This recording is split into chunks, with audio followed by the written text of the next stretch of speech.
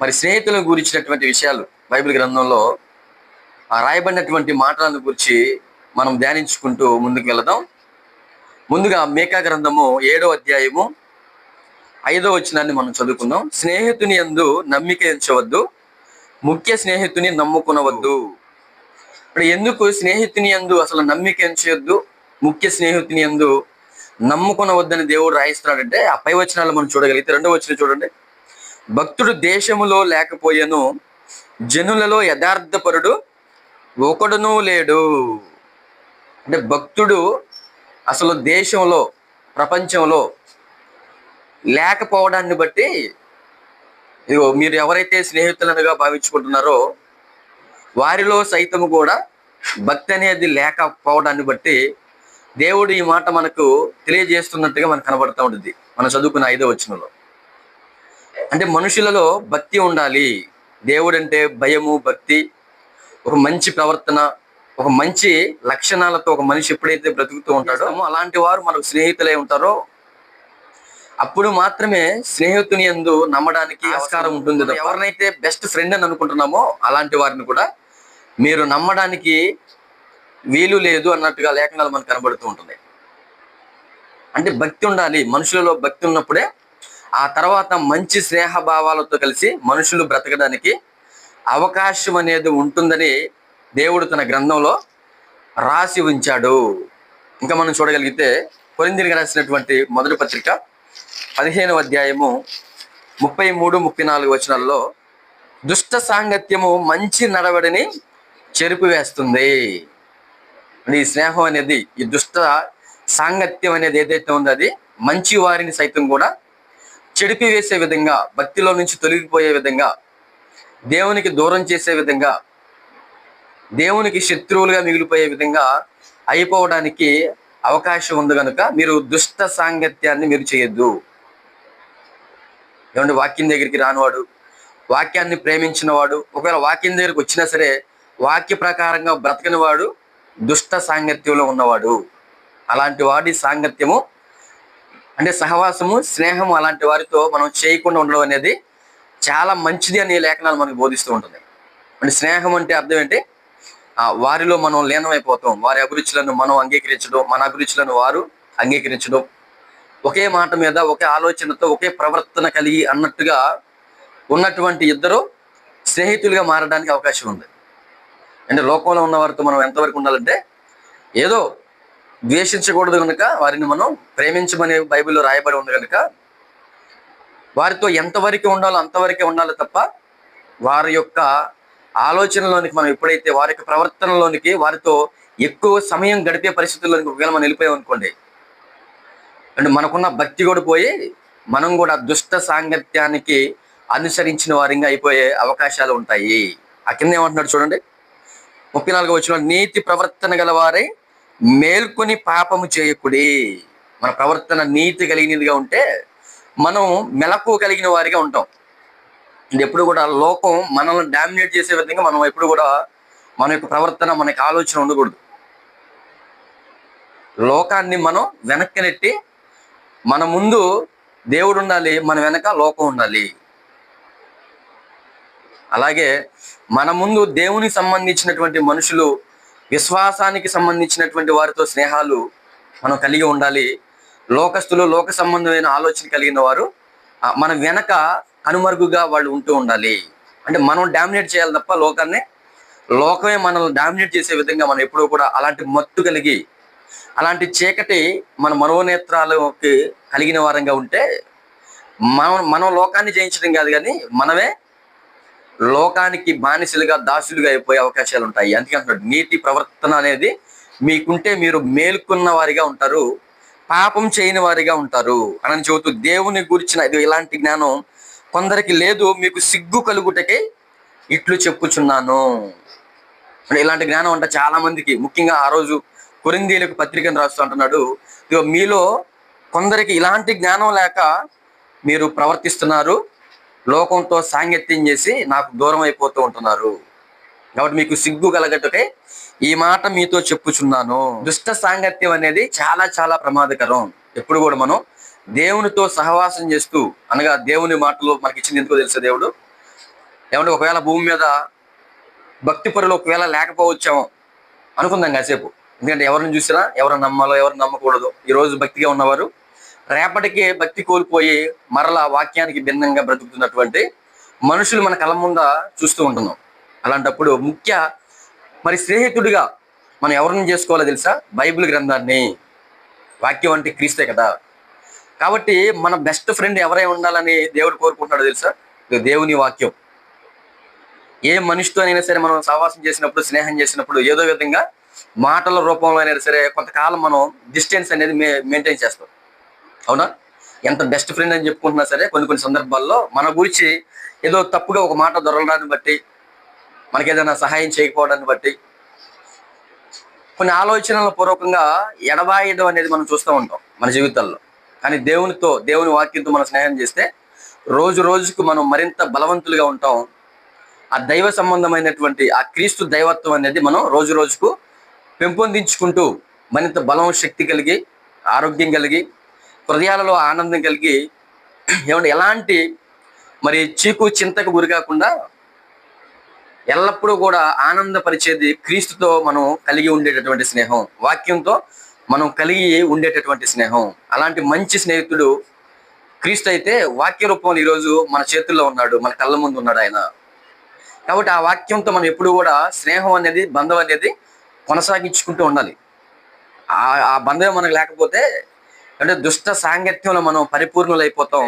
యోబు గ్రంథంలో మనకి ఈ స్నేహితులను గురించినటువంటి విషయాలు మనకు కనబడుతూ ఉంటాయి. ఆయన దగ్గరికి 3 స్నేహితులు వస్తారు, మనందరికీ కూడా తెలుసు కదా. ఎప్పుడైతే యోబుకి మరి అనారోగ్యం అనేది వచ్చిందో ఆ పరిస్థితుల మధ్య యోబు గారిని మరింతగా బాధ పెట్టినట్టుగా వారి మాటల్లో మనకు కనబడతా ఉంటుంది. యోబు గ్రంథం చదివినప్పుడు ఆ దైవ ఉద్దేశాలు, ఆ దైవ చిత్తం ఒక కోణంలోనే ఆలోచిస్తారే తప్ప మరొక కోణంలో ఆలోచించి భక్తిగా బ్రతికే వారికి కూడా శ్రమలు వస్తాయి, అనారోగ్యాలు వస్తాయి, బాధలు వస్తాయి, నిందలు వస్తాయి.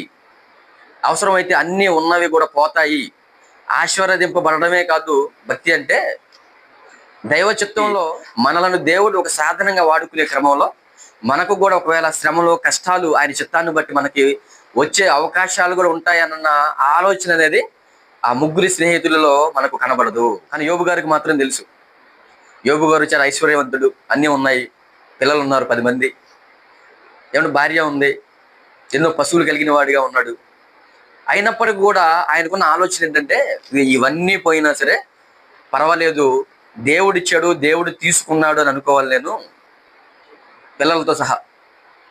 కాబట్టి నా భక్తి వాటి మీద ఆధారపడి ఉండేదిగా నేను నా భక్తి చేయకూడదు అని నేను ముందుగానే ఆలోచన కలిగిన వాడిగా యోబు గారు ఉంటాడేమో తెలియదు. కానీ ఆ తర్వాత అవన్నీ జరిగేటప్పుడు ఆయన తట్టుకుని నిలబడిన పరిస్థితి ఆయన జీవితంలో మనకి కనబడుతూ ఉంటుంది. నిజంగా యోబు గారి జీవితం మనందరికీ ఒక చక్కని పాఠం. ఎందుకంటే మనం కూడా మన జీవితాలలో ఎప్పుడు మనకు మేలే జరగాలి, ఆశీర్వాదింపబడుతూనే నేను ఉండాలి. కష్టం వస్తే ఓర్చుకోలేని పరిస్థితి, సహించుకోలేని పరిస్థితి, దేవుడిని దూషించే పరిస్థితి, అసహనానికి సనుగుకునే పరిస్థితి, ఇవన్నీ కూడా మనం కూడా కలిగి జీవిస్తూ ఉంటాం. మన యోబు గారి జీవితం మనం చదివినప్పుడు మన హృదయంలో ఆయన జీవితం పెట్టుకుంటే, ఆయనతో పోల్చుకుంటే నాకు వచ్చినటువంటి శ్రమలు అసలు శ్రమలే కాదని అనిపిస్తూ ఉంటుంది. కాబట్టి ఇలాంటి పరిస్థితుల మధ్య యోబు గారి దగ్గరికి వచ్చి వారు ఎంతగానో ఇబ్బంది పెట్టినట్టుగా, ఇదిగో నువ్వేదో పాపం చేసావు అందుకే నీ పిల్లలు చనిపోయారు, నువ్వు దేవునికి ఇష్టమైన వాడిగా నువ్వు లేవు, బయటికి మాకు కనబడే మాటల్లో, ఆ ప్రవర్తనలో మాకు కనబడేటట్టుగా నువ్వు మంచిగా బ్రతికావు, కానీ నీ హృదయంలో, నీ అంతరంగంలో చెడు ఉంది, నువ్వు అనేకమైనటువంటి దుష్కార్యాలు చేసి ఉంటావు మాకు తెలియకుండా, అందుకే ఇలాంటి పరిస్థితి నీకు వచ్చిందని మాటలతో ఆయనను మరింతగా బాధ పెట్టినట్టుగా గ్రంథంలో మనం చూస్తూ ఉంటాం. చూడండి, యోబు గ్రంథం 6వ అధ్యాయము 14-15. కృంగిపోయిన వాడు సర్వశక్తుడగు దేవుని యందు భయభక్తులు మానుకొనినను స్నేహితుడు వానికి దయచూపతగును. అంటే ఒకవేళ అలాంటి పరిస్థితి మనతో పాటు జీవిస్తూ, మనతో పాటు ఉంటూ, అనారోగ్యం పాలవుతూ, మరణానికి చేరువవుతున్న పరిస్థితుల మధ్యలోనికి ఒకవేళ మన మధ్య ఉన్నవారు ఎవరైనా వెళితే, అలాంటి వారు ఏ పరిస్థితుల్లోనికి వెళ్ళిపోయాడు? కృంగిపోయినటువంటి పరిస్థితుల్లోనికి వెళ్ళిపోయాడు. సర్వశక్తుడకు దేవుని యందు భయభక్తులు మానుకుంటాడు అవసరమైతే. యోబు గారు అయితే మానుకోలా. కానీ ఒకవేళ మనం మాటలు చదువుతావు కానీ మాటలైతే చెప్తాం కానీ మనం అలాంటి పరిస్థితి మనకు వచ్చింది అనుకోండి, మనం కూడా తొట్టిల్లిపోయే అవకాశాలు ఉంటాయి, చెప్పలేము. అవునా? కష్టం వచ్చేదాకా మనిషికి ఆ కష్టం తాలూకు ఆ బాధ ఏంటో అర్థం కాదు. అవునా?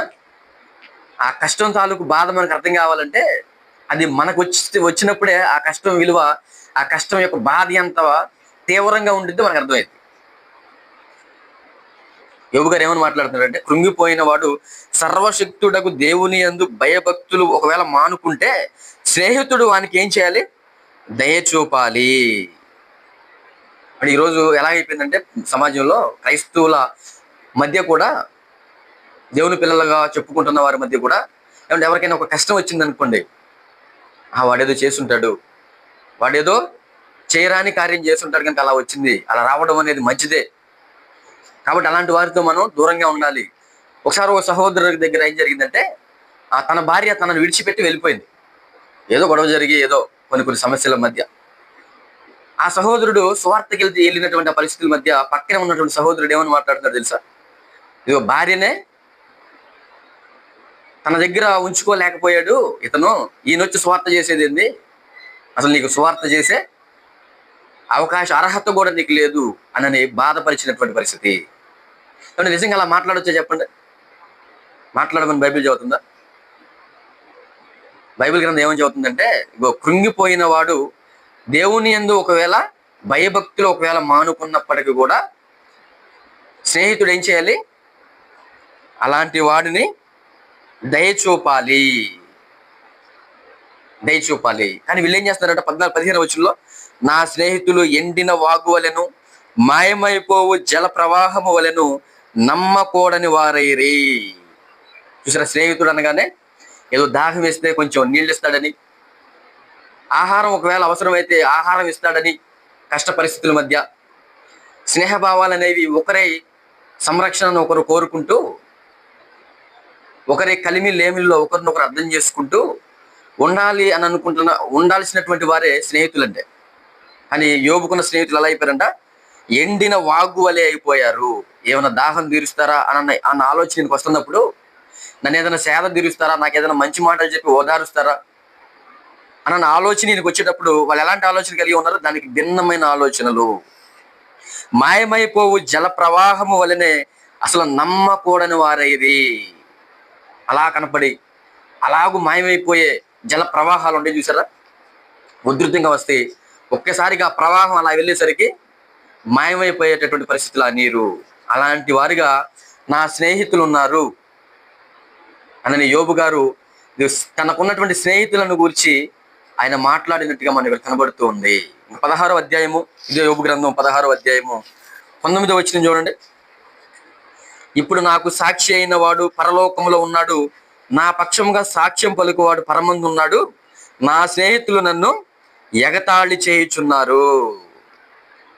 చూసారా? ఆ చుట్టుపక్కల ఉన్నటువంటి వారు, ఇలాంటి దుస్థితి నీకు రావడానికి నువ్వు ఏదో తప్పు చేస్తుంటావు, ఏదో పాపం చేస్తుంటావు అని మాట్లాడుతుంటే, ఏమంటే సాక్షులుగా ఎవరు ఉండాలి? అసలు వాళ్ళ స్నేహితులు ఉండాలి. ఇదిగో ఆయనతో మేము స్నేహం చేసాం, ఆయనతో మేము కలిసి బ్రతికాం, ఆయనలో ఎలాంటి మరి దుష్క్రియలు లేవు, ఆయన మేలు చేసాడు తప్ప ఎవరికి ఏ కీడు చేయలేదు అని స్నేహితులు యోబు పక్షాన ఉండి వ్యాజ్యం ఆడాల్సినటువంటి వారిగా ఉండాల్సినటువంటి వారు ఏమైపోయారు?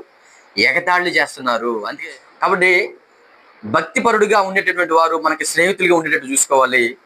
అలాంటి వారు ఎవరు కనపడని పరిస్థితుల మధ్య, ముఖ్యంగా మనం అందరికంటే ముఖ్యంగా దేవుడిని, క్రీస్తుని మనకి స్నేహితుడిగా చేసుకుంటూ ఆయనతో మనం ఎక్కువ సమయాన్ని గడుపుతూ, ఆయనతో ఎక్కువగా మనం సహవాసం చేస్తూ స్నేహభావాలు కలిగి ఆ దేవునితో మనం నడిచేటటువంటి వారిగా మనం ఉండడం అనేది ఉత్తమము అన్నట్టుగా లేఖనాల్లో మనకు కనబడుతూ ఉంది.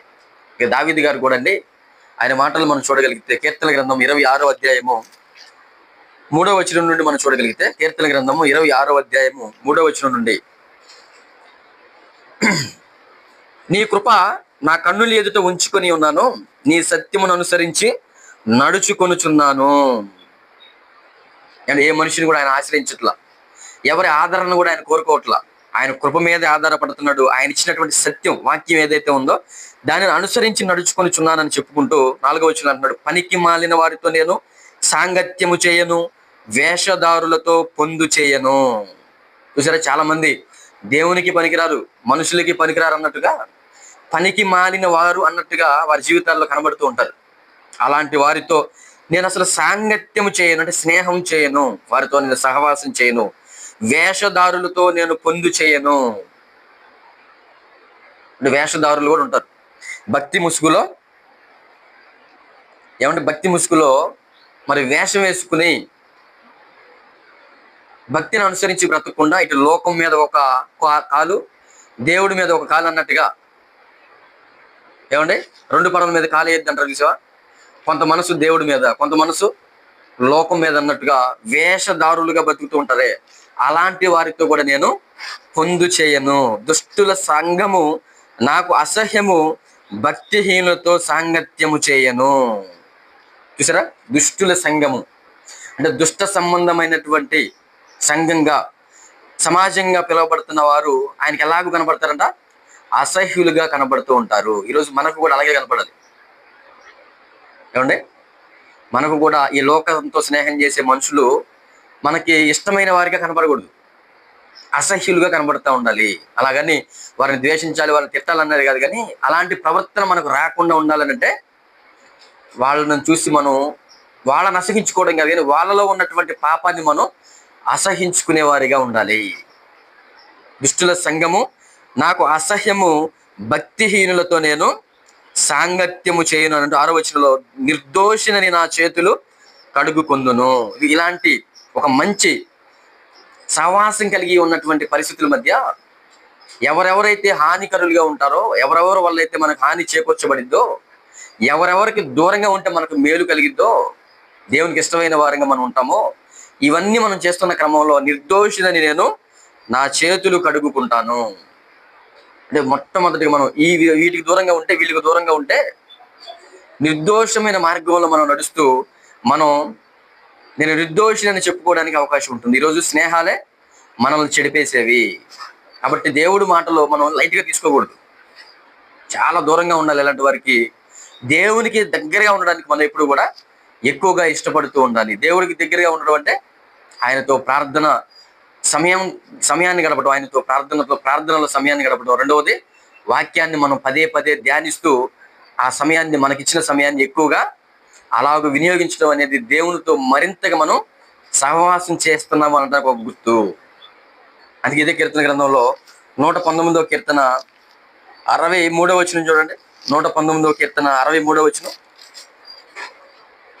నీ యందు భయభక్తులు గల వారిని అందరికీ, నీ ఉపదేశములను అనుసరించి వారికి నేను చెలికాడను. అంటే ఎవరికి ఈయన స్నేహితుడిగా ఉంటున్నాడు? దేవుని యందు ఎవరైతే భయభక్తులు కలిగి ఉంటారో అలాంటి వారికి, ఆయన మాటలు ఎవరైతే అనుసరించి బతుకుతున్నారో వారితో ఆయన చెలికాడిగా ఉండేవాడు, అంటే స్నేహితుడిగా ఉండేవాడు, సహవాసం చేసేవాడు. అంటే భక్తులు ఎందుకు రాసి ఉంచారంటే, ఈ మాటలు దేవుడు ఎందుకు రాసి ఇచ్చాడంటే, ఇదిగో మన జీవితాల్లో కూడా అలాంటి విధి విధానాలు కలిగి మనం ఎప్పుడైతే బ్రతుకుతామో అప్పుడు మాత్రమే దేవుడు కోరుకున్న భక్తి అనేది మనం చేయగలగడానికి అవకాశం ఉంటుంది. లేకపోతే ప్రమాదం. మనం ఎక్కడో పైనుంచి గ్రహంలో నుంచి వచ్చి గ్రహాంతర జీవులు మనం చెడిపోయావు. మనల్ని, మన మనసులను, మన యొక్క బిహేవియర్ని, మన ప్రవర్తనను మరి ప్రక్కదారి పట్టించేది ఎవరో తెలుసా? మన పక్కన ఉన్నవాళ్లే, మన చుట్టుపక్కల ఉన్నవాళ్లే. ఏమంటే మన పరిసర ప్రాంతాల్లో నివసిస్తున్న వాళ్ళే, మన గ్రామంలో, ఏమంటే ఈ భూమి మీద బ్రతుకుతున్న మనలాంటి ఆకారం కలిగి ఉన్న మనుషులే మన ఆలోచనలను, మన ప్రవర్తనలను చెడిపివేయడానికి ఆధారాలుగా మనకు కనబడుతూ ఉంటారు. కాబట్టి చుట్టుపక్కల ఉన్న మనుషులతో ఎవరెవరితో నేను స్నేహం చేయాలి, ఎవరెవరితో నేను సాంగత్యం చేయాలి, ఎవరెవరితో నేను చేయకూడదు అనే వారు ఆలోచన కలిగిన వారి భక్తులు ఏమంటున్నారు? ఎవరైతే ఆయన ఉపదేశాన్ని అనుసరించి బ్రతుకుతున్నారో వారితో ఆయన ఎవరెవరైతే భయభక్తులు కలిగి బ్రతుకుతున్నారో వారితో మాత్రమే నేను చెలికాడుగా ఉంటాను అంటున్నారు ఆయన. చూసారా ఎంత క్లారిటీతో ఉన్నారు వాళ్ళు. ఇప్పుడు చాలా మంది అప్పుడప్పుడు సువార్త చేస్తూ ఉంటుంటే వాళ్ళు చెప్పే మాట ఏంటో తెలుసా? ఎక్కువగా నువ్వు చెప్తున్నప్పుడు, లేదంటే నీలాంటి వారు ఎవరైనా ఇలాగ చెప్తున్నప్పుడు వెంటనే మాకు మారాలనిపిస్తూ ఉంటుంది. ఆ తర్వాత మరలా ఆ ప్రదేశం నుంచి, మేము పనిచేసే ప్రదేశానికో లేకపోతే మేము ఉన్నటువంటి ప్రాంతంలోకి వెళ్ళినప్పుడు మరలా మేము ఆ తాగుడుకి, ఆ సిగరెట్లకి, ఆ లోక సంబంధమైన మాటలు, ఆ లోక సంబంధమైన ఆ ప్రవర్తనలకు మేము లోనవడం అనేది జరుగుతూ ఉంటుంది. కారణం ఏంటి? ఎక్కడ లోపం జరిగింది అంటే, బాగా బ్రతకాలి, దేవునికి ఇష్టమైన వారిగా ఉండాలి అని అనుకోవడం మాత్రమే కాదు, కానీ ఆ తదుపరి కార్యాచరణ అనేది మనలో మొదలవ్వాలి. ఆ మాటలు కార్యరూపం దాల్చాలి. అనుకోవడం వేరు, చేయడం వేరు. అవునా? అనుకోవడం ఎవరైనా అనుకుంటారు. చేయడం అనేది ఫలాలు ఇచ్చేది, జీతం పుచ్చుకోవడానికి ఆస్కారం మనకి ఎప్పుడు వచ్చిందని చేయడం. ఇదిగో నేను ఈ వారం మొత్తం పనికెళ్ళిపోవాలి అని అనుకుంటాం వేరు. కానీ జీతం ఎవరు పొందుకుంటారు? ఆ వారం మొత్తం 6 రోజులు జీతం పొందుకోవాలంటే కాలు కదిపి ముందుకెళ్ళి ఆ పనిలో ఒళ్ళొంచి పనిచేసి కష్టమైన ఇబ్బంది అయినా తట్టుకుని వారు ఎన్ని గంటలు అయితే చేయమంటున్నారో పని అన్ని గంటలు చేసి 6 రోజులు మనం ఎప్పుడైతే ఆ పనిలో మనం ఉంటామో ఆ శనివారం రోజు ఆ పేమెంట్ అనేది తీసుకోవడానికి అవకాశం ఉంటుంది. కాబట్టి అనుకోవడం వేరు, చేయడం వేరు. నేను దేవుడి కోసం బ్రతకాలనుకోవడం వేరు, బైబిల్ చదువుకోవాలనుకోవడం వేరు, దేవుడికి ప్రార్థన చేసుకోవాలి అనుకోవడం వేరు. అది క్రియారూపాన్ని ధరించి అలాగూ జరిగించడం వేరు. అనుకునే వాడికి జీతం రాదు, కానీ క్రియారూపం కార్యాచరణ ఎప్పుడైతే వారు కలిగి జీవిస్తారో అలాంటి వారికి మాత్రం ఖచ్చితంగా జీతం అనేది దొరకడం అనేది మనం చూస్తూ ఉంటాము, దొరుకుతుంది. కాబట్టి ఇంకా కొన్ని విషయాలు మనం ముందుకు కొనసాగించుకుంటూ మనం వెళ్ళగలిగితే అసలు ఎవరెవరితో స్నేహం చేయకూడదని దేవుడు తన వాక్యంలో రాయించాడో మనం చూడగలిగితే సామెతల గ్రంథము 22వ అధ్యాయము ఎవరితో స్నేహం చేయకూడదు. సామెతల గ్రంథము 22వ అధ్యాయము 24, 25 వచ్చినా చూడండి. సామెతల గ్రంథము 22వ అధ్యాయము 24, 25. కోప చిత్తునితో సహవాసము చేయకము, క్రోధము గల వారితో పరిచయం కలిగి ఉండకము. నీవు వాని మార్గమును అనుసరించి నీ ప్రాణమునకు ఉరి తెచ్చుకుందివేమో అంటున్నాడు. కోప చిత్తునితో, క్రోధము గల వానితో పరిచయం కలిగి ఉండొద్దు. అసలు సహవాసం చేయొద్దు అంటే ప్రమాదం. ఆ తర్వాత ఏమంటాడు 25 వచ్చిన నీవు వాని మార్గం, నువ్వు కూడా అలాంటి కోప చిత్తునితో సహవాసం చేస్తే నీకు కూడా కోపం అధికమైపోయి క్రోధం గల వాడిగా నువ్వు అయిపోయి, ఎందుకంటే స్నేహం అనేది ఎలాంటిదంటే ఎదుట ఉన్న ఆ ప్రవర్తన అనేది ఒక వైరస్ లాగా కొన్ని నెలలు వారితో మనం స్నేహం చేసినప్పుడు మనలోనికి కూడా వచ్చే అవకాశం ఉంటుంది. కాబట్టి కోపమే కాదు, ఎలాంటి మరి దేవునికి వ్యతిరేకమైనటువంటి ప్రవర్తన కలిగి ఎవరైతే బ్రతుకుతున్నారో అలాంటి వారితో మనం స్నేహం చేస్తే ఆటోమేటిక్గా వారి లాంటి హావభావాల ప్రవర్తన మనకు కూడా వచ్చి మనం ఉరి తెచ్చుకోవడానికి అవకాశం ఉంటుంది. దేవునికి శత్రువు అయిపోయిన వాడు, వాక్యానికి భిన్నంగా బ్రతికేవాడు చివరి స్టేజ్ ఎలా ఉంటుంది? వాడి ముగింపు చాలా దారుణంగా ఉంటుంది, చాలా భయంకరంగా ఉంటుంది. ఇది ఎక్కడ ప్రారంభమైంది? అసలు దీనికి కారణం ఏంటంటే ఇక అలాంటి వారితో నువ్వు స్నేహం చేసావు కనుక ఇలాంటి పరిస్థితి నీకు వచ్చింది, జాగ్రత్త అని అంటున్నాడు దేవుడు. ఇంక 24వ అధ్యాయము సామెతల గ్రంథం 24వ అధ్యాయం మొదటి వచ్చిన చూడండి. దుర్జనులను చూచి నువ్వు మచ్చరపడవద్దు, వారి సహవాసము కోరకుము. దుర్జనులు అంటే దుష్ట సాంగత్యం కలిగి బతుకుతున్న వాళ్ళు, దురాలోచన కలిగిన వారు, దుర్బుద్ధి కలిగిన వారు, ఒక మంచి ప్రవర్తన కలిగి బ్రతకకుండా బ్రతికేవారు దుర్జనులు. ఇలాంటి వారిని చూసి మనల్ని ఏమంటున్నాడు దేవుడు? మచ్చరపడవద్దు, వాడు ఏదో గొప్పడైపోతున్నాడు అని చాలా మందికి ఇది ఒక ఆలోచన ఉంటుంది. ఏమంటే అన్యాయం చేసేవాడు బాగుంటున్నాడండి, న్యాయంగా బతికినవాడికి అన్నం లేదండి, ఈ మాటలు మాట్లాడుతూ ఉంటారు. దేవుడు ఏమంటున్నాడంటే వాడు ఒకళ్ళు ఎదుగుతున్నా సరే వాడిని చూసి మచ్చరపడవద్దు. ఎందుకో తెలుసా? వాడి ముగింపు చాలా భయంకరంగా ఉండిద్ది, చాలా భయంకరంగా ఉండిద్ది. వాడితో నువ్వు సహవాసం చేయొద్దు అంటున్నాడు. ఏమంటే వీళ్ళు ఎలాంటి పరిస్థితి మధ్యకి వెళ్ళిపోతారు? 20 వచ్చిన చూడండి, 24వ అధ్యాయం సామెతల గ్రంథం 24వ అధ్యాయం 20 వచనంలో, దుర్జనునికి ముందు గతి లేదు, భక్తిహీనుల దీపము ఆరిపోవును. దుర్జనుడు అంటే భక్తిహీనుడు అని కూడా చెప్పుకోవచ్చు. దుర్జనుడికి అసలు ఫ్యూచర్ లేదంటాడు దేవుడు, భవిష్యత్తు లేదు. 4 రోజులు ఏదో అలా ఎలుగుతాడు దగదగమని, ఆ తర్వాత గాఢాంధకారంలోనికి వెళ్ళిపోతాడు, చీకటిలోనికి వెళ్ళిపోతాడు, భయంకరమైన శిక్షలోనికి వెళ్ళిపోతాడు. అందుకే దేవునికి విరోధంగా బ్రతికేవాడు, లోకంతో స్నేహం చేస్తూ దేవుని స్నేహాన్ని కాదనుకుని బ్రతికేవాడు, దుర్జనుడుగా బ్రతికేవాడు ఏమంటే ముందు భవిష్యత్తు లేదు వాడికి. ఆ భక్తిహీనుడిగా వాడు ఉంటాడు, వాడి దీపం ఏమైపోయిందంట? ఆరిపోతుంది. అది ఎప్పుడు కూడా ఒక్కసారిగా అలాగ ఎలిగి ఆరిపోయే దీపాలలాగా మనం ఉండకూడదు. అది దుష్టుడికి సాదృశ్యం. అది భక్తి అయినా లేకపోతే మన ప్రవర్తన అయినా ఏదో నేను అలా బతికానండి అని చెప్పుకుంటా బతుకుంటారు చాలా మంది. నేను ఒకప్పుడు ఏం చేసింది తెలుసా, ఒకప్పుడు ఎంత చదివాను తెలుసా, ఒకప్పుడు ఎలాగ ప్రవర్తించాను తెలుసా, అప్పుడు మాత్రం చాలా దారుణంగా ఉన్నానని దాని అర్థం అనమాట. ఇప్పుడు చేయలేకపోతున్నానని దాని అర్థం అనమాట. ఒక్కసారిగా ఈ వెలిగి ఆరిపోయే దీపంలాగా మనం ఉండకూడదు. అది భక్తిహీనుడికి సాదృశ్యం అది. మనం ఎప్పుడు ఎలా ఉండాలంటే రోజు రోజుకు మన ఆత్మీయ జీవితాన్ని మెరుగుపరుచుకుంటూ క్రమంగా వర్ధిల్లుతూ ఒకానొక టైంలో దేవునికి ఇష్టమైన వారంగా, అంటే యేసుక్రీస్తు వారు వరుడైతే ఆయన కోరుకునే వధువు సంఘంగా మనం కాలక్రమేణా రోజు రోజుకి భక్తిలో పరిశుద్ధతలో ఎదుగుతూ వాక్యానుసారంగా బ్రతికే విషయంలో కూడా రోజు రోజుకు మెరుగుపరుచుకుంటూ దేవుని మీద ఆధారపడుతూ మనం ముందుకు వెళ్ళి ఒకరోజు విజయ శిఖరాలను మనం అందుకునే వారంగా మనం ఉండాలి. కానీ దుర్జనుడి స్థితి ఎలా ఉండేది? అలా ఎలుగుతాడు, ఆ తర్వాత కనపడడు, ఆరిపోతాడు అంటున్నాడు దేవుడు. కాబట్టి ఇలాంటి వారితో దేవుడు ఏమంటున్నాడు? వాళ్ళని చూసి అసలు మచ్చర పడవద్దు, వారితో మీరు సహవాసం చేయొద్దు. ఇంకా కొన్ని మాటలు మనం చూడగలిగితే సామెతల గ్రంథంలోనే 18వ అధ్యాయము 24వ వచనం చూడండి. సామెతల గ్రంథంలో అనేకమైన మాటలు మనకు కనబడుతూ ఉంటాయి. సామెతల గ్రంథం 18వ అధ్యాయము 24వ వచనం, బహుమంది చెలుకాండ్రు గలవాడు నష్టపడును, సహోదరుని కంటే ఎక్కువగా హిత్తియుండు స్నేహితుడు కలడు. అంటే సహోదరుడు గొప్పోడా, స్నేహితుడు గొప్పోడా అని అంటే సహోదరుడే గొప్పోడు వాస్తవంలోనికి వెళ్ళి ఒరిజినల్గా మనం చూస్తే. ఎందుకంటే కడుపును పుట్టినవాడు, ఒక తల్లి గర్భంలో నుంచి బయటకు వచ్చిన వాళ్ళు సహోదరులు వాస్తవానికి వాళ్ళకి తోడుగా ఉండడానికి అవకాశం ఉండేది. కానీ భక్తి లేని ఈ పరిస్థితుల మధ్య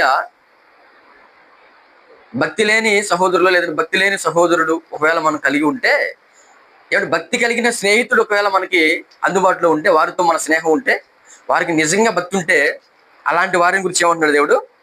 ఆ సహోదరుని కంటే ఎక్కువగా హిత్తియుండు స్నేహితుడు కలడు. భక్తి లేని సహోదరుడి కంటే భక్తి కలిగిన మనం ఎవరైతే స్నేహం చేస్తున్నారో వారు మనతో హిత్తి ఉంటారు. హిత్తి అంటే కలిసిమెలిసి ఉంటారు, ప్రయోజనకారకులుగా ఉంటారు, మనకు మేలు చేసేవారిగా ఉంటారు. కాబట్టి ఇక్కడ ఏది ముఖ్యంగా కనబడుతుందంటే భక్తి కలిగి ఉండాలి. మన సహోదరులైనా సహోదరి మనులైనా స్నేహితులైనా భక్తి కలిగి ఉండాలి. అంటే నిజంగా ఈ మాట చదివినప్పుడు బైబిల్ గ్రంథంలో మనకి యోనాతాన్ గారు గుర్తుకొస్తూ ఉంటారు. సహోదరుడి కంటే ఏమండి హిత్తియుండు స్నేహితుడు ఉంటాడు, ఎక్కువగా హిత్తియుండు స్నేహితుడు కలడు అన్న మాట చదివినప్పుడు యోనాతాన్ అంటే దావీదు, సౌలు కుమారుడు, దావీదుకి స్నేహితుడు. ఆయన గుర్తొస్తూ ఉంటాడు ఈ మాట చదివినప్పుడు. ఎందుకంటే దావీదు గారితో ఎలాంటి రక్త సంబంధం లేదు యోనాతాన్ గారికి. ఆ యొక్క గోత్రానికి సంబంధించిన వాడు కాదు, ఆయనకి ఎలాంటి సంబంధం లేదు. అయినప్పటికీ కూడా ఆయనలో ఉన్నటువంటి భక్తి, ఆయనలో ఉన్నటువంటి దేవుడు ఆయన్ని వాడుకుంటున్నటువంటి ఆ విధానం, ఆ శక్తి గ్రహించుకున్నవాడుగా యోనాతాన్ గారు దావీదు గారితో స్నేహం చేస్తాడు. ఎంత స్నేహం తెలుసా? ప్రాణ స్నేహితుడిగా ఆయనను భావించుకుంటాడు. ఆ మాటలు చూడండి. సమూయేలు మొదటి గ్రంథం 18వ అధ్యాయము మొదటి వచనం నుండి. సమూయేలు మొదటి గ్రంథం 18వ అధ్యాయం మొదటి వచనం, దావీదు సౌలుతో మాట్లాడి చాలించినప్పుడు యోనాతాను హృదయము దావీదు హృదయంతో కలిసిపోయాను. అని స్నేహం వంటిది.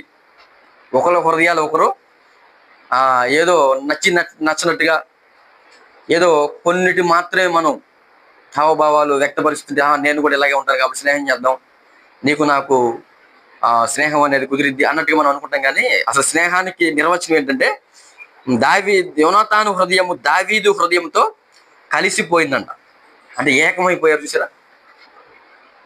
ఒకరి ఇష్టాలు ఒకరి అయిష్టాలు సేమ్ అన్నట్టుగా వారి ప్రవర్తన, వారి జీవన శైలి, వారి ఆలోచన విధానం. నిజంగా ఏమంటే యోనాతాన్ గారు ఎంత మంచివాడంటే తన సొంత తండ్రినే కాదనుకుంటాడు దావీదు గారి కోసం. ఎందుకంటే ఒక న్యాయం కనబడుతుంది దావీదు గారి చేతల్లో, మాటల్లో.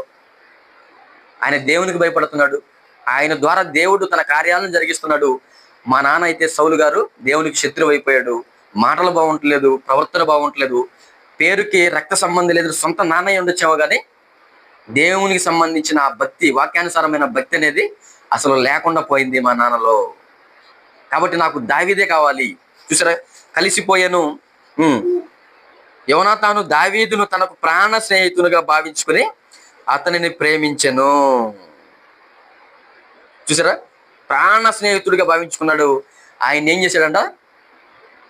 ప్రేమించెను. మరి ఎంతగా ప్రేమిస్తాడంటే దావీదుని యోనాతాన్ గారు తన ప్రాణమైన పోగొట్టుకునేంతగా ఆయన దావీదు ప్రాణాన్ని కాపాడడం కోసం ఆయన త్యాగం చేసే పరిస్థితి మధ్య కూడా వెళ్ళిపోతాడు.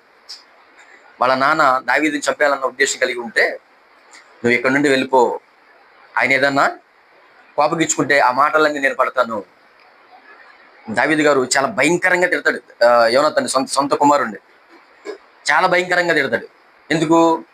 మరి సౌలు గారి దగ్గరికి వస్తే దావీదు గారిని చంపించేస్తాడన్న ఆలోచన యోనాతానికి తెలిసినప్పుడు, యోనాతాను దావీదుని తప్పించేసి నువ్వు వేరే ఒక ప్రాంతంలోనికి వెళ్ళిపో, ఏదైనా ఉంటే నేను చూసుకుంటానన్న పరిస్థితుల మధ్య ఏం జరిగిందో చూడండి. 23వ అధ్యాయం, ఇదే సమూయేలు మొదటి గ్రంథం 23వ అధ్యాయము 17వ వచనంలో ముందుగా మాట చూసుకుందాం. నీవు ఇశ్రాయేలీయులకు రాజు అవుతావు, నేను నీకు సహకారిని అవుతాను. ఏమంటే ఒక రాజకుమారుడు మాట్లాడే మాటలు ఇవన్నీ కూడా, మా నాన్న రాజుగా ఉన్నాడు, ఆయన రాజుగా చలామణి అవుతే ఆయన కుమారుడిగా నేను చేసే అన్యాయాలు అక్రమాలు చలామణి అయిపోతాయి, నా మీద ఏదైనా కేసులు ఉన్నా, నా మీద ఏదైనా ఎవరితో నన్ను శత్రువు ఉన్నా వారికి భయం ఉంటుంది అన్న ఆలోచనలే కదా అన్యాయస్తుడిగా ఒకవేళ యోనాతాను ఉంటే చేయాల్సినటువంటి ఆలోచన. కానీ యోనాతాను ఏమంటున్నాడు? నువ్వు రాజు అవుతావు, నేను సహకారిని అవుతా. అసలు రాజు అవ్వాల్సింది రాజు తర్వాత యోనాతాను. అయినా సరే తన రాజరికాన్ని కూడా వద్దనుకున్నాడు. మా నాన్న రాజుగా ఉండడానికి అర్హుడు కాదంటున్నాడు. అసలు రాజుగా నువ్వైతేనే సూట్ అవుతావు అంటున్నాడు. నువ్వే రాజు అయితే ఈ రాజ్యానికి క్షేమం కలిగిద్ది అంటున్నాడు. అంటే ఎంత మంచి మనసు ఉండాలి చూడండి ఆ మాట అనాలంటే, ఎంత మంచి మనసు ఉండాలి. ఏమంటే ఇంకో మాట మనం చూడగలిగితే ఒక చక్కని మాట ఉంటుంది. ఇదే సమూయేలు మొదటి గ్రంథంలోని 20వ అధ్యాయం చూడండి. 20వ అధ్యాయము 30వ వచనం నుండి చదువుకోగలిగితే, సమూయేలు మొదటి గ్రంథం 20వ అధ్యాయం 30వ వచనం. సౌలు యోనాతాను మీద బహుగా కోపపడి ఆ గడగొట్టు దాని కొడుక నీకును నీ తల్లి మానప్పును సిగ్గు కలుగునట్లుగా నీవు యెష్షయి కుమారుని స్వీకరించిన సంగతి నాకు తెలిసినది కాదా? వీళ్ళిద్దరూ కూడా ఒకటైపోయారు. వీళ్ళిద్దరూ కూడా ప్రాణ స్నేహితులు అయిపోయి దావీదుని నిన్ను చంపాలనుకుంటుంటే యోనాతాను నా సొంత కుమారుడే, ఆయనను తప్పిస్తున్నాడు అని చెబుతూ 31వ వచనంలో, యెష్షయి కుమారుడు భూమి మీద బ్రతికినంత కాలము నీకైనను నీ రాజ్యములకైనను స్థిరత కలగదు కదా, కాబట్టి నీవు వర్తమానం పంపి అతని నా దగ్గర రప్పించుము, నిజముగా అతడు మరణముకు అర్హుడని చెప్పాను. అందుకు అంతటా యోనాతాను అంటాడు, అతడు ఎందుకు మరణశిక్ష నందవలెను?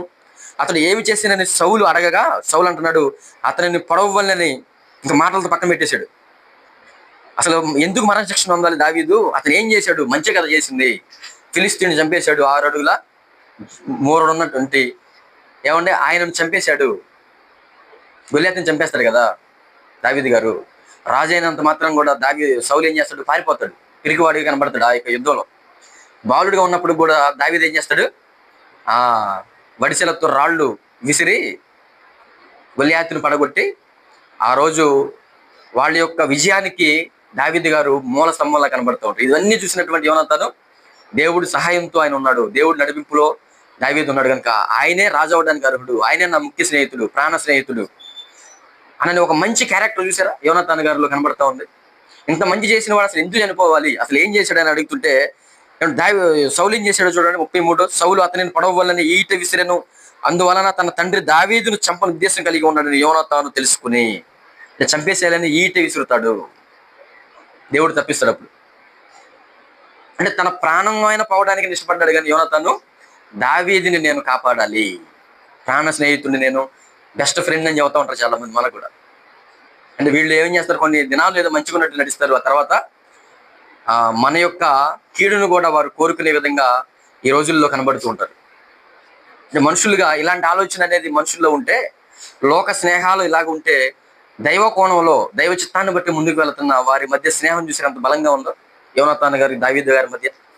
కేవలం ఒకే ఒక కారణం, అంటే దేవుని మాటలకు వీరు విలువనిచ్చేవాళ్ళు, దేవుని ఉద్దేశాలను ముందు పెట్టుకుని నడిచే భక్తిపరులు గనక ఇది చేయడానికి అవకాశం అనేది వారు కలిగి ఉన్నారు.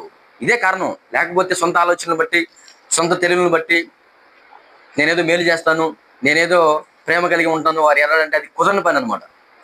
మనిషి ఇప్పుడు కూడా అంత మేలు, అంత మంచి అనేది, ఆ హృదయం అనేది మనుషులుగా మన సొంత ప్రయత్నాలతో ఉండదు. దేవుని దగ్గరికి వచ్చినప్పుడు, దేవుని వాక్యాన్ని మనం చదువుతున్నప్పుడు, వింటున్నప్పుడు, దేవుని మాటలో ఉన్న ఆ శక్తి మనకు అర్థమవుతూ ఉన్నప్పుడు, మనం ఎవరినైతే స్నేహితులను భావించుకుంటామో వారి పట్ల ఇలాగూ మనం ప్రవర్తించడానికి అవకాశం అనేది ఉంటుంది. ఇంకా దేవుని ప్రేమ ఎలా ఉంటుందో మనం చూడగలిగితే, కొరింథీయులకు రాసినటువంటి మొదటి పత్రిక 1వ అధ్యాయము 9వ వచనం చూడండి. కొరింథీయులకు రాసినటువంటి మొదటి పత్రిక 1వ అధ్యాయం 9. మన ప్రభు అయిన యేసుక్రీస్తును తన కుమారుని సహవాసమునకు మిమ్మల్ని పిలిచిన దేవుడు నమ్మదగిన వాడు. అంటే మనల్ని దేవుడు యేసుక్రీస్తు అనగా తన కుమారుడైన మన ప్రభు అయిన యేసుక్రీస్తు వారి యొక్క సహవాసానికి ఆయన ఏం చేశాడు? పిలిచాడు గనక ఆయన ఎలాంటి వాడు? నమ్మదగిన వాడు. యేసుక్రీస్తుతో మనం స్నేహం చేయాలన్న ఆలోచన ఒకవేళ చేస్తూ ఉంటుంటే అలాంటి స్నేహం దేవునితో, ప్రభువుతో, ఆయన మనల్ని మధ్యలో విడిచిపెట్టేవాడు కాదు, మనకు అన్యాయం చేసేవాడు కాదు. యేసుక్రీస్తు ప్రభు నమ్మదగిన వాడు. అంటే నమ్మదగిన ఆ ప్రభువుని, ఆ తండ్రిని మనం ఎప్పుడు కూడా స్నేహితులుగా చేసుకోవాలి. వారితో మనం సహవాసం చేస్తూ ఎక్కువ సమయాన్ని ఆ యొక్క సన్నిధిలో గడుపుతూ ఆయనతో సహవాసం చేసుకునే ఆ ఆలోచన అనేది మనకు రావాలి. ఎందుకంటే నమ్మదగిన వాడు కదా. మనుషులు ఎవరు కూడా స్నేహ భావాలతో మనం భావించుకుంటే వారు నమ్మదగిన వారు. యోబు గ్రంథంలో చదివినట్టుగా ఏమండి, ఎండిన వాగు వల్లనే, వెళ్ళిపోతున్న జల ప్రవాహం వల్లే వారు నమ్మదగిన వారైరి. ఎవరు? స్నేహితులు. కానీ దేవుడు మాత్రం నమ్మదగిన వాడు. అందుకే నేను పదే పదే చెప్పే మాట ఏంటంటే, భూమి మీద ఏ మనిషినైనా మీరు పెద్దగా పట్టించుకోపోయిన అవసరం లేదు, కానీ వారితో మనం కలిసి జీవించకపోయిన అవసరం లేదు, కానీ దేవునికి మాత్రం మనం ఎప్పుడు కూడా భయపడాలి. ఆయనతో కలిసి నడుస్తూ ఉండాలి. ఆయనతో స్నేహం చేస్తూ ఆయనతో మనం ఏకం అవుతూ మనం ముందుకు వెళితే అది ఎప్పటికీ కూడా మనకి హానికరంగా ఉండదు. దేవుడు ఎప్పుడు మన క్షేమాన్ని కోరేవాడు కానీ మన కీడును కోరేవాడు కాదు. ఎందుకంటే ఆయన మన తండ్రి కనుక ఏమన్నా నమ్మదగిన వాడు ఆయన, నమ్మదగిన వాడు. ఇంకా కొన్ని మాటలు మనం చూడగలిగితే సామెతల గ్రంథంలోనే 17వ అధ్యాయము 17వ వచనంలో మనందరికీ తెలిసిన మాట చూడండి. 17వ అధ్యాయం 17వ వచనంలో, నిజమైన స్నేహితుడు విడువక ప్రేమించును, అట్టివాడు దుర్దశలో సహోదరుడుగా ఉంటాడు. ఇదందరికి మనకు నోటెట్టి ఈ మాట. 17వ అధ్యాయము సామెతల గ్రంథం 17వ వచనం, నిజమైన స్నేహితుడు విడువక ప్రేమిస్తాడు, దుర్దశలో అట్టివాడు సహోదరుడుగా ఉంటాడు. అంటే నిజమైన స్నేహితుడు ఏం చేస్తాడట? విడవక ప్రేమిస్తాడు. అది కష్టమైన, నష్టమైన, కష్టాలలో, ఆనందాలలో, అన్ని సందర్భాలలో కూడా అసలు నేను విడిచిపెట్టడు. ఇది ఇతను విడిచిపెట్టడానికి కారణం ఇది అన్న కారణాలు చూపించడు. నిజమైన స్నేహితుడు ఏం చేస్తాడట? విడవక ప్రేమిస్తూనే ఉంటాడు. అట్టివాడు దుర్దశలో, అంటే కష్ట సమయంలో ముఖ్యంగా సహోదరుడుగా ఉంటాడు. అంటే ఇది నిజంగా యేసుక్రీస్తు వారికి సూటబుల్ గా కనబడుతూ ఉండేది. ఆయన చేసినటువంటి పనికి, మనకి చేసినటువంటి ఉపకారం, ఒక సహోదరుడుగా యేసుక్రీస్తు వారు ప్రభు మనకి అయినా సరే మరి సహోదరుడిగా కూడా అన్నది కూడా మనకి లేఖనాలు కనబడుతూ ఉండేది. ఒక నిజమైనటువంటి అన్నగా యేసుక్రీస్తు వారు ఏం చేశాడో తెలుసా? మనకి దుర్దశలో మనకి సహోదరుడిగా ఉన్నాడు. ఒక సహోదరుడు ఎలాగైతే మరి కష్టాల్లో ఉన్నప్పుడు తోడబుట్టినవాడు గనక మరి సహాయం చేయాలన్న ఆలోచన తన మనసు కరిగించుకుని వారికి సహాయం చేయడానికి, ఎలాగైతే తోడ్పడడానికి, చేయడానికి ఆ సహాయం ముందుకు వస్తాడో, యేసుక్రీస్తు వారు కూడా మనం దుర్దశలోకి వెళ్ళిపోయాం. అన్నిటికంటే దుర్దశ ఏంటో తెలుసా? మనం పాపంతో బ్రతకడము. అవునా కదా? అలాంటి పాపపు స్థితిలో ఉన్న మనల్ని ప్రభు ఏం చేశాడు? పవిత్రులుగా మార్చడానికి ఒక సహోదరుడిగా ఆయనకున్నది ఏది ఇవ్వలేదు, కానీ ఆయనకున్నదంతా ఇచ్చాడు. చివరికి తన ప్రాణాన్ని కూడా మన కోసం అర్పించాడు. అంటే ఈ భూమి మీద కొన్నిటిని పోగొట్టుకుంటే మళ్ళీ సంపాదించుకోవడానికి అవకాశం ఉందేమో, కానీ అంటే పాపంతో ఒకవేళ మనం బ్రతికి అలాగే మరణిస్తే ఆ పరలోకం అనేది సంపాదించుకోవడానికి అవకాశం లేనే లేదు. భయంకరమైన నిత్య నరకంలోనికి వెళ్ళిపోతే అక్కడ నుండి బయటికి వచ్చే అవకాశం అనేది అసలు లేనే లేదు. కాబట్టి అన్నిటికంటే దుర్దశ ఏంటి? ఆ నరకంలోనికి వెళ్ళిపోవడం, పాపంతో ఈ భూమి మీద బ్రతకడం, పాపాన్ని విడిచిపెట్టకుండా దానిని అంటించుకుని మరణంలోనికి మనం ఒకవేళ వెళ్ళిపోతే దానికి మించినటువంటి దుర్దశ అనేది అసలు లేనే లేదు. కాబట్టి ఇలాంటి దుర్దశలో నుండి ఒక సహోదరుడిగా, ఒక అన్నగా మనకు అండగా నిలిచి ఆ దుర్దశలోంచి మనల్ని బయటికి తీసుకుని వచ్చింది మన ప్రభు అయిన యేసుక్రీస్తు వారు. కాబట్టి ఆయన విడువక ప్రేమిస్తున్నాడు మనల్ని. అంటే విడువక ప్రేమిస్తున్నాడు. ఒక నిజమైన స్నేహానికి అర్థం చెప్పిన వాడిగా యేసుక్రీస్తు వారు మనకు కనబడుతూ ఉంటున్నాడు. నిజమైన స్నేహానికి అర్థం. అందుకని ఆయన యోహాను సువార్తలో 15వ అధ్యాయంలో కొన్ని మాటలు శిష్యులను ఉద్దేశించి, మనల్ని ఉద్దేశించి మాట్లాడిన మాటలు చూడగలిగితే 15వ అధ్యాయము 13వ వచనం చూడండి. యోహాను సువార్త 15వ అధ్యాయం 13, తన స్నేహితుల కొరకు తన ప్రాణం పెట్టువానికంటే ఎక్కువైన ప్రేమ గలవాడు ఎవడునూ లేడు. స్నేహితుల కొరకు ప్రాణం పెట్టేవాడి కంటే ఎక్కువైన ప్రేమ కలిగిన వాడు అసలు ఎవ్వడో లేడు. అంటే ఇప్పుడు చెప్పండి, నిజమైన స్నేహితుడు, మనల్ని ప్రేమించిన వాడు, ఎవడు దుర్దశలో మనలను ఆదరించిన వాడు, ఆ దుర్దశలో నుంచి మంచి దశలోనికి మనం తీసుకొచ్చిన వాడు, మన కోసం ప్రాణం పెట్టినటువంటి యేసుక్రీస్తు వారు. మన కోసం ప్రాణం పెట్టిన ఆయన ప్రేమ, ఆ స్నేహభావం అనేది, అంత ప్రేమ అనేది కలిగిన వారు ఇంక ఎవ్వరూ లేరు అంటున్నాడు ఆయన. ఎవరూ లేడు అని చెబుతూ 14వ వచనంలో, నేను మీకు ఆజ్ఞాపించు వాటిని చేసిన యెడల మీరు నా స్నేహితులై ఉంటారు. మనల్ని స్నేహితులు ఆయన భావించేసుకున్నాడు. భావించుకోవడం మాత్రమే కాదు, దుర్దశలో ఉన్న మన కోసం ఆయన ప్రాణం పెట్టాడు. ఆయన ప్రేమ స్నేహానికి నిర్వచనం ఏంటో ఆయన తనకి ఇవ్వబడిన జీవిత కాలంలో తను చేసి చూపించేశాడు. కానీ ఇప్పుడు ఏమంటున్నాడంటే 14వ వచనంలో, నేను మీకు ఆజ్ఞాపించు వాటిని చేసిన యెడల మీరు నాకు స్నేహితులై ఉంటారు. ఆయన చేయాల్సింది ఆయన చేసేసాడు. అసలు మీరు నాకు స్నేహితులుగా ఉండాలంటే మీరు చేయాల్సింది ఏంటో నేను చెబుతున్నాను. ఏమంటున్నాడు?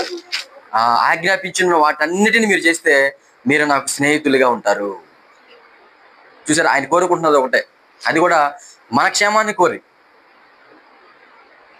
మన క్షేమాన్ని కోరి ఆయన ఏం కోరుకుంటున్నాడు? నేనేమైతే ఆజ్ఞాపించానో అవి మీ ఆత్మీయ జీవితానికి ఎంతగానో ప్రయోజనాన్ని చేకూరుస్తాయి, మిమ్మల్ని తండ్రితో సమాధానపరుస్తాయి, మిమ్మల్ని నిత్య నరకానికి వెళ్లకుండా పరలోకానికి చేరుస్తాయి. కనుక నేను ఆజ్ఞాపించిన ఆ మాటలు మీరు చేస్తే మీరు నాతో ఎల్లప్పుడూ స్నేహం కలిగిన వారిగా ఉండడానికి అవకాశం ఉంటుంది. ఆయన పరలోకం వెళ్ళిపోయాడు కదా ప్రభు. ఇప్పుడు ఆయన దగ్గరికి మనం వెళితేనే ఆ స్నేహం అనేది ఎంతటితో కట్ అవ్వకుండా కొనసాగింపబడడానికి అవకాశం ఉండేది. మనల్ని స్నేహితులుగా చేసుకోవడానికి ఆయన ప్రాణం పెట్టి అక్కడికి వెళ్ళిపోయాడు. మనం ఆయనతో కూడా కలకాలం స్నేహభావంతో ఆయనతో మనం కలిసి నివసించాలంటే ఆయన ఆజ్ఞాపించిన వాటిని మనం చేస్తేనే సదాకాలము పరలోకంలో ఆయనతో మనము కలిసి జీవించడానికి అవకాశం అనేది ఉంటుంది. కాబట్టి దాన్ని కట్ చేసుకోవద్దు అంటాడు ప్రభు. దాన్ని అలాగే కొనసాగించుకోవాలంటే నేను ఆజ్ఞాపించిన మాటల ప్రకారంగా మీరు చేస్తే అది మీకు సాధ్యం అవుతుంది అంటున్నాడు ప్రభు. సాధ్యం అవుతుంది అంటున్నాడు. ఇంకా మనం చూడగలిగితే కొన్ని మాటలు సామెతల గ్రంథంలో 13వ అధ్యాయం 20వ వచనం చూడండి. ఒక 10-15 నిమిషాలు ముగించేసుకుందాం. సామెతల గ్రంథము 13వ అధ్యాయము 20వ వచనం. సామెతల గ్రంథం 13వ అధ్యాయము 20వ వచనం చూడండి. జ్ఞానుల సహవాసం చేయవాడు జ్ఞానం గలవాడు అవుతాడు, మూర్ఖుల సహవాసం చేయవాడు చెడిపోతాడు. ఇంత చెప్పినా ఇంత చెప్తుంది వాక్యం ఏమని చెబుతుంది? యేసుక్రీస్తుతో మీరు సహవాసం చేయండి. ఆయన మనం ప్రేమించిన వాడు, ఆయన జ్ఞానవంతుడు. జ్ఞానమై ఉన్న క్రీస్తు వాక్య రూపంలో ఈరోజు మన మధ్య ఉన్నాడు. అలాంటి జ్ఞానుల సహవాసం చేయవాడు జ్ఞానం గలవాడు అవుతాడు, మూర్ఖుల సహవాసం చేసేవాడు చెడిపోతాడు అంటున్నాడు. కాబట్టి మనం జ్ఞానం గల వారికి అవ్వాలంటే జ్ఞానమై ఉన్న క్రీస్తు, ఆ క్రీస్తుని వెంబడిస్తున్న జ్ఞానం కలిగినటువంటి వారు ఎవరైతే ఉన్నారో అలాంటి వారితో మనం స్నేహం చేస్తే జ్ఞానం కలివారిగా ఉంటాము. లేదంటే మనం చెడిపోయే పరిస్థితుల్లోకి వెళ్ళిపోతాము. ఇంకా 15వ అధ్యాయము 31 వచనం చూడండి. ఇదే సామెతల గ్రంథం 15వ అధ్యాయము 31. జీవార్థమైన ఉపదేశమును అంగీకరించువానికి జ్ఞానుల సహవాసము లభించును. జీవార్థమైన ఉపదేశాన్ని అంగీకరించాలి. ఉపదేశం ఎప్పుడు కూడా ఎలా ఉండాలి? మనుషులలో జీవాన్ని కలిగించేదిగా ఉంటుంది. ఒక మనిషిని మరి నిర్జీవం అయిపోయినటువంటి ఒక మనిషిని మరి చావు బతుకుల మధ్య అన్నట్టుగా కొట్టుమిట్టాడుతున్న పాపంతో బ్రతుకుతున్న మనిషిని ఉపదేశం ఏం చేసిందంటే, అంటే వాక్యం, ఒక ప్రసంగం, దేవుని మాట ఏం చేసిందంటే జీవింపజేసింది. ఆ జీవింపజేసే ఆ ఉపదేశం, జీవార్థమైన ఉపదేశమును మనం ఏం చేయమంటాడు? ముందుగా అంగీకరించాలి. ఈరోజు జీవార్థమైన ఉపదేశాలు కూడా అంగీకరించే మనుషులు కూడా ఈరోజు లేడు. మనం చూస్తూ ఉంటుంటే మిమ్మల్ని మీరు సరి చేసుకోండి, ఆ రాకడ ఎప్పుడో తెలియదు, క్రీస్తు రాకడ, మన మరణం ఎప్పుడో తెలియదు, మన జీవితాలను మనం సరి చేసుకోవాలి, దేవునికి ఇష్టమైన వారిగా మనం మారాలి. ఇదే పదే చెబుతున్నాం అనుకోండి, ఆ బోర్ కొట్టేదిగా అనుకుంటూ ఉంటారు చాలా మంది. అప్పుడప్పుడు ఏం తగలుతూ ఉండాలి? మిమ్మల్ని ఆశీర్వదిస్తాడు, మిమ్మల్ని అదిస్తాడు, ఎదిస్తాడు, ఏమండి ఈ జీవితం ఉండాలన్నమాట. ఈరోజు మనుషుల యొక్క ఆలోచన ఇలా మారిపోయింది. కానీ అన్నిటికంటే ముఖ్యం ఏంటి? జీవార్థమైన ఉపదేశం. ఒక మనిషిని కృంగిపోతున్న ఒక మనిషిని, పాడవుతున్న ఒక మనిషిని, లోకానికి ఆకర్షితులుగా మారుతున్న మనుషులను నిలబెట్టేదిగా, ఆ లోక స్నేహంలో నుంచి బయటికి తీసుకుని వచ్చేదిగా, దేవునికి దగ్గర చేసేదిగా, అన్నిటికంటే ముఖ్యంగా మరణిస్తే మరొక లోకానికి చేర్చేదిగా మనం ప్రసంగించే ప్రసంగాలు ఏమంటే ఉంటూ ఉండాలి. దానిని అంగీకరించే వారిగా వినేవారు ఉండాలంటున్నాడు దేవుడు. జీవార్థమైనటువంటి ఉపదేశం అంగీకరించడానికి జ్ఞానుల సహవాసము లభించును. ఇది కోరుకోవాలి. ఇది కోరుకున్న వారికి క్రీస్తు యొక్క జ్ఞానము, ఆయనతో సహవాసము మనకు లభిస్తుంది. క్రీస్తు యొక్క ఆలోచనల వైపు మనం మళ్లించబడడానికి అవకాశం అనేది ఉంటుంది. లేకపోతే చాలా ప్రమాదం. ఏమంటే చాలా ప్రమాదంలోనికి వెళ్ళిపోతాం. కాబట్టి అనేకమైనటువంటి మాటలు ఉన్నాయి, అనేకమైనటువంటి మాటలు. అసలు ఈ యొక్క స్నేహాలను విడగొట్టడానికి ఏ కారణాలు అన్న కోణంలో కూడా మనం ఆలోచన చేస్తే, అంటే ఆ మాటలు కూడా కొన్ని మనం చూసుకుని ముగించేసుకున్నాం. ఆ మాటలు కూడా మనం చూసుకోగలిగితే సామెతల గ్రంథము 16వ అధ్యాయము 28 వచ్చిన చూడండి. సామెతల గ్రంథంలోనే 16వ అధ్యాయము 28, 16:28. ఆ మూర్ఖుడు కలహము పుట్టించును, కొండెగాడు మిత్రభేదము చేయును.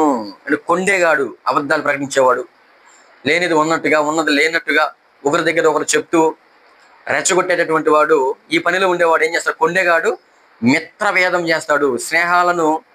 స్నేహాలు చెడిపోవడానికి, ముఖ్యంగా దైవ సంబంధమైనటువంటి పిల్లల మధ్య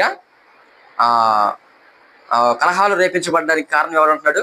కొండెగాడు. ఇంకా మనం వచ్చిన చూడగలిగితే 17వ అధ్యాయము 9వ వచనం చూడండి. పక్కనే ఉంటుంది 17వ అధ్యాయం సామెతల గ్రంథం 9వ వచనం. ప్రేమను వృద్ధి చేయగోరువాడు తప్పిదములను దాచిపెడతాడు, జరిగిన సంగతి మాటికి ఎత్తువాడు మిత్రభేదము చేయను. ఏమంటే ప్రేమను వృద్ధిపరచాలని అనుకుంటే మనం ఏం చేస్తాడంట? తప్పిదములను దాచిపెడతాడు. రెండవది, జరిగిన దానిని మాటికి ఎత్తేవాడు మిత్రభేదం కలిగిస్తాడు. మిత్రభేదం చేయను అంటే ఒక విషయం ఎప్పుడైనా జరిగింది అనుకోండి, దాని గురించి పదే మనం ఏం చేయకూడదు? మాట్లాడకూడదు. అలా మాట్లాడడాన్ని బట్టి అలా సమసిపోయినటువంటి ఆ యొక్క సమస్య ఏమంటే మరలా కళ్ళ ముందు తీసుకుని రావడం, మరలా దాని గురించి సంభాషించుకోవడం, ఇలాంటి జరగడాన్ని బట్టి ఏం జరుగుతూ ఉంటుంది అంటే మరలా మరిచిపోయిన దానిని మరలా అవతల వాడు జ్ఞాపకానికి తెచ్చుకొని ఆ మనిషి మీద కోపగించుకోవడము, లేదంటే అసహనానికి గురవడము, ఇవన్నీ కూడా చోటు చేసుకుని మరలా ఒక భేదాభిప్రాయాలు అనేవి రావడం అనేది అవకాశం ఉంటుంది. కాబట్టి ఈ మిత్ర భేదం అనేది ఒకటి కొండిగాని వల్ల ఉంటుంది. రెండవది, జరిగిన దానిని మాటికి ఎత్తుకుని వారి ఎదుట మాట్లాడడాన్ని బట్టి మరలా ఆ ఎండిపోయినటువంటి లేదంటే మరిచిపోయినటువంటి ఆ యొక్క సందర్భాన్ని మరలా జ్ఞాపకానికి తెచ్చుకుంటూ మరలా మిత్రులుగా అయిపోయినటువంటి వీరు శత్రువులుగా అయిపోయే అవకాశం అనేది ఉంటుంది. ఇది దుష్టుడి యొక్క పని అనమాట. ఇంకెక్కువగా మనం ఇలాంటి వాటికి దూరంగా ఉండడం అనేది మనం ఆర్డర్ చేసి, ఎందుకంటే ఇది దుష్టి ప్రేరేపణ బట్టి జరిగేది. ఏమండి, దుష్టుడు కూడా అబద్ధికుడు. ఆయన గురించి రాయబడ్డమాట యోహాను సువార్త 8వ అధ్యాయం 44వ వచనంలో, వాడు అబద్ధికుడును అబద్ధానికి జనకుడు, అసలు మూల స్తంభం వాడు.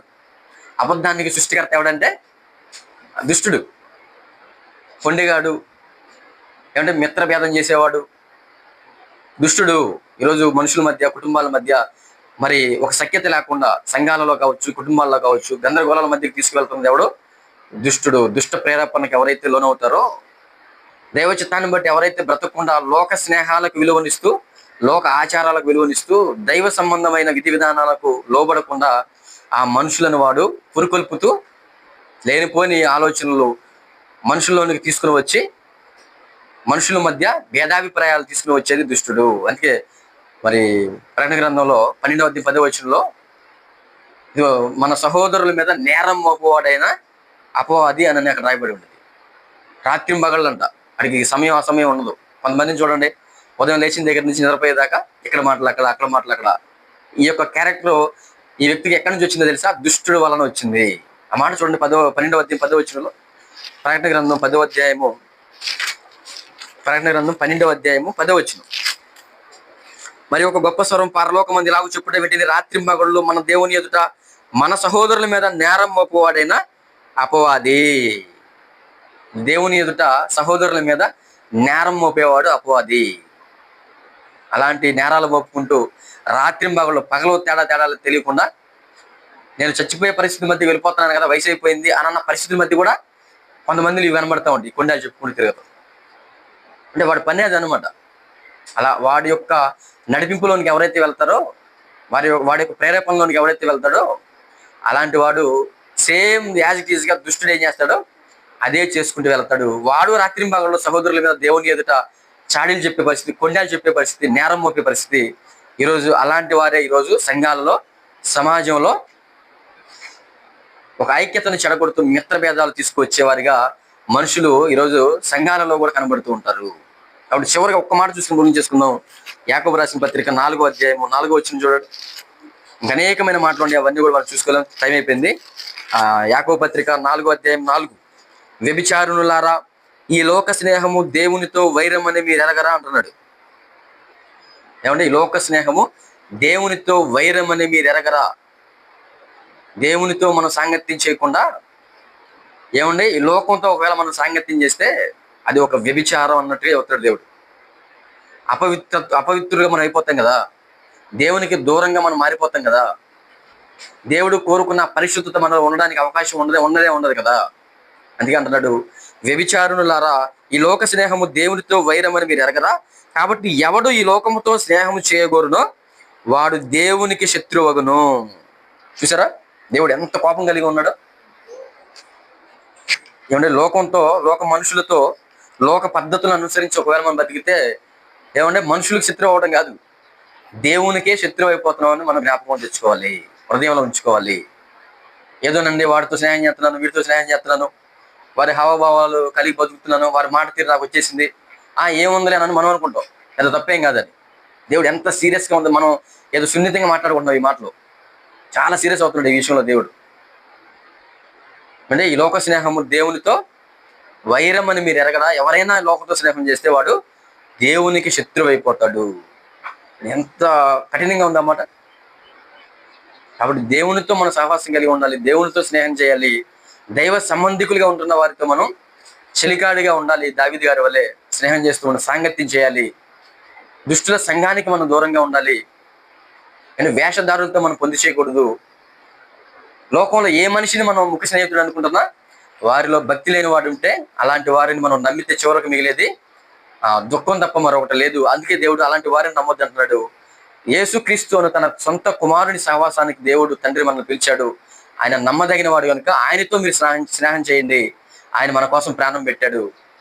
ఆయన ఆజ్ఞాపించిన వాటిని మనం చేస్తే ఆయనకు మనం స్నేహితులుగా ఉంటాం. ఒక శాశ్వత కాలం పరలోకంలో ఆయన ఉన్నాడు, అక్కడ మనం చేరుకుని ఆయనతో మనం కలిసి నివసించడానికి అవకాశం ఉంటుంది. వాటి అనేకమైన మాటలు దేవుడు తన గ్రంథంలో రాయించి ఉంచాడు కనుక ఆ మాటలు మన హృదయంలో నిలుపుకున్నాం. ఈ స్నేహితుల దినోత్సవం రోజు మరొకసారి నిజమైన స్నేహితుడు మన ప్రభు అయిన యేసుక్రీస్తు వారు. ఏ మనిషి కూడా మనకి ఏ ప్రయోజనాన్ని చేకూర్చడు. రాను రాను మనుషులలో మరింతగా భక్తి అనేది లేకుండా పోతుంది, విశ్వాసం అనేది లేకుండా పోతుంది కనుక ఏ మనిషిని మనం ఆశ్రయించకూడదు. దేవుడే మన క్షేమాన్ని కోరి మన బాగోగులు చూసుకునేవాడు, మనలను ధైర్యపరిచేవాడు, మనలను ముందుకు నడిపించేవాడు, ఆ నరక శిక్షల నుంచి తప్పించేవాడు అని అనేక మాటలు మనకు కనబడుతున్నాయి కనుక ఆ మాటలు మనం విశ్వసించి ఈ స్నేహితులు దినోత్సవం రోజు ప్రభువే మన స్నేహితులను జ్ఞాపకానికి తెచ్చుకుంటూ ఆ దైవ గ్రంథమైన బైబిల్ మన స్నేహితులుగా భావించుకుంటూ స్నేహితులుగా చేసుకుంటూ ఇక నుండి అయినా సరే ఈ స్నేహ బంధాన్ని ప్రతిరోజు కొనసాగించుకుంటూ ఆ వాక్యాన్ని చదువుతూ ప్రార్థనలతో దేవుడితో సహవాసం చేసేవారిగా ఉంటే క్షేమకరమైన పరిస్థితి మనకు ఉంటుంది.